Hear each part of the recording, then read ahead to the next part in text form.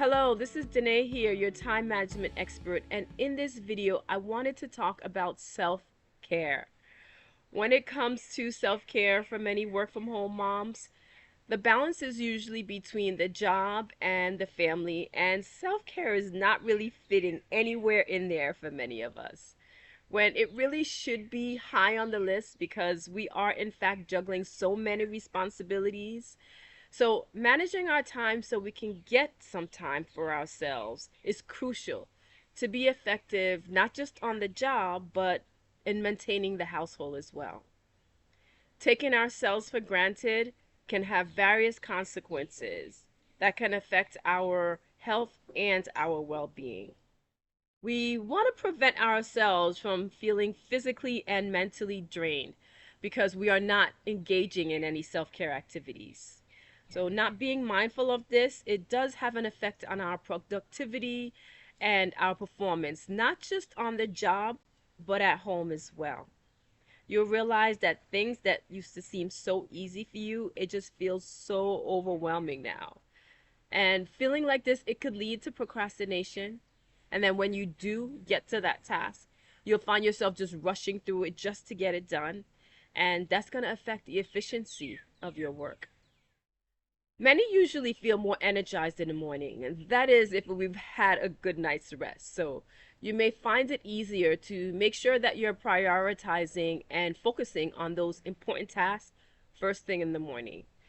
Knowing that you were able to get what you really wanted to get done early in the day, it could help your motivation and help to keep you going, remaining focused and productive. But the timing of your energy level, it really does depend on the person. So tune into that and see when is your most productive time of the day. Ultimately, it'll reduce stress and it'll allow you to feel less pressure to skip those free times that we truly do need for ourselves. Making time for your self care is not just about feeling overwhelmed or mentally drained, but your physical health can also get impacted. Many experience muscle tension, headaches, and even fatigue. Those breaks are stress relievers. So, getting into a good self care routine, it'll prevent you from developing a weakened immune system, which could ultimately lead to serious health conditions like diabetes or heart disease. So, you want to get active, incorporating some physical activities as part of your self care habit, helping you just to up your energy level and boost your mood. Perhaps go for a run, do a yoga session, or even just go for a leisurely walk so you can just get some fresh air. Find something that appeals to you so you'll feel motivated not just to work it into your schedule, but to actually get it done. Taking regular breaks throughout the day is so important, even if it's just for a minute. One trick that I do on those days that I know I'm going to be sitting at my desk crunching for hours is to have a large cup of water just sitting next to me while I'm working. If not, I find myself sitting there for hours, getting all caught up, not wanting to lose focus. So, getting out of the chair, taking a nice stretch, going to get a refill for some water is a nice way to keep me from staying glued to my seat all day. If you can, indulge yourself in a quick mindful exercise or simple active activities, even better, because it'll help you for when you sit back down to get some work done. You'll feel more refreshed. Tying that into my next point, which is to make sure that you are eating healthy foods and getting the right nutrients. That's also something to keep in mind when you're looking at how you're taking care of yourself. It should be no surprise that your diet has an impact on your overall health and well being. So, you don't want to rely solely on caffeine or grabbing an unhealthy snack to help boost your energy. They're going to give you only a temporary relief, and in the long run, it could lead to a decline in your health. Taking in lots of fluids throughout the day is also very important too, and not just to prevent dehydration, but you'll see the effects on your skin. It'll affect your bowel movements, your kidneys, and that's just to name a few. Overloading yourself with work, whether at home or on the job, it can cause you to feel depressed and hopeless by your situation. The negative self talk that you can't just get it all done can slowly creep in as the work piles up, making you feel overwhelmed and exhausted. When you're not taking that relaxation time, that time to reflect, it can be hard to have a positive outlook on life in general. This will have an impact on your mental health, affecting how you deal with your daily challenges. When you're doing something good for yourself, you are practicing self compassion. And it's an act of being kind to yourself. It's easier when you're not so overwhelmed with work to be more positive, realizing that it's not just about perfection, but instead acknowledging that you're doing the best that you can while aiming for success. When you have space in your home where you could dedicate time to your work, that actually helps in your sanity. You could organize it in a way that supports you being productive, and it'll create an environment that supports you remaining focused without the distractions. It also helps being that the space could be your subconscious cue to work, that it's time to work. You also don't want to have your work items just laying around in the common areas where others can inadvertently move it from where you left it or alter its quality in some way. Not having a designated work area where we could keep our work organized in a certain area, that can affect our mental health.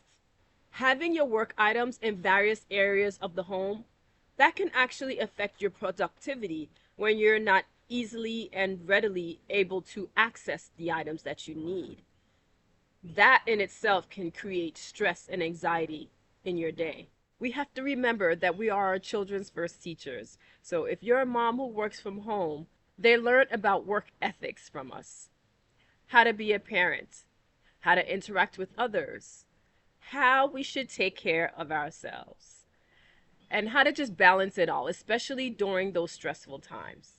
As a new person exploring their world, they're taking it all in from us. Even when we think that they're not paying attention or if they're not looking, they're taking it all in. Their subconscious mind is picking up everything. So we have to be mindful of how we're spending our time and who we're spending our time with. That's why setting boundaries is so important when it comes to balancing our work and our personal life. How we balance what we spend our time on during the day is a big indicator of what's important. Allocating time to what matters and sticking to what's important as much as possible and setting those boundaries helps in preventing burnout, ensuring that you have time for your family, and most importantly, making sure that you get that time in for yourself and well-being.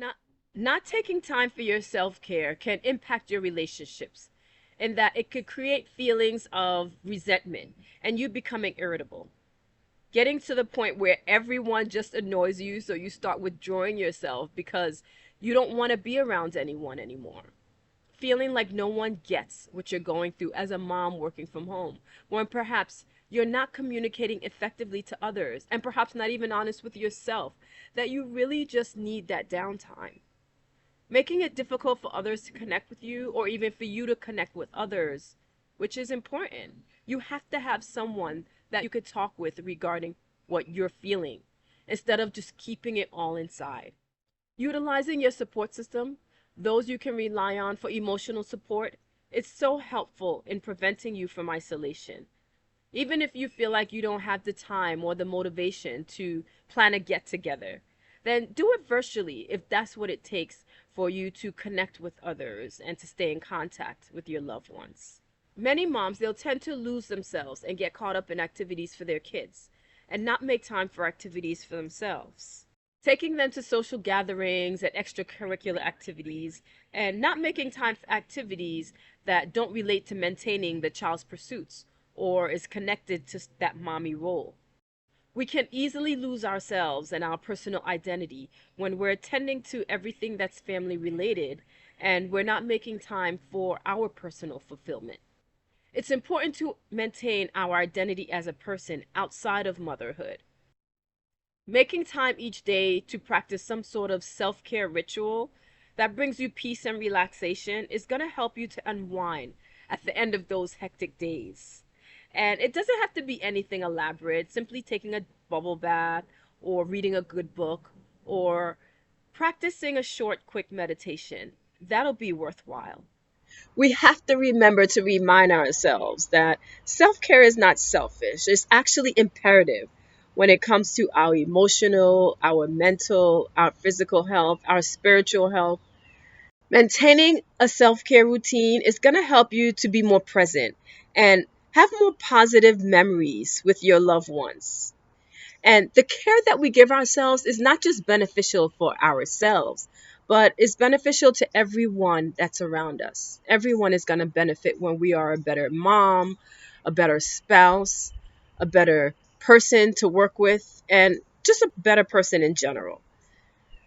Maintaining a self care routine is going to allow you to be more present and have more positive moments with your loved ones. If you're having a hard time getting time in for some self care into your daily routine, and you feel like things are just out of control, you don't even know where to get started, then feel free to connect with me using my profile calendar link and we could discuss further. But in the meantime, I really hope that these pointers have been helpful to you and it shows you the importance of just maintaining self care routine and managing your time so that way you can get that care in for yourself. So I thank you for watching, and until next time, goodbye.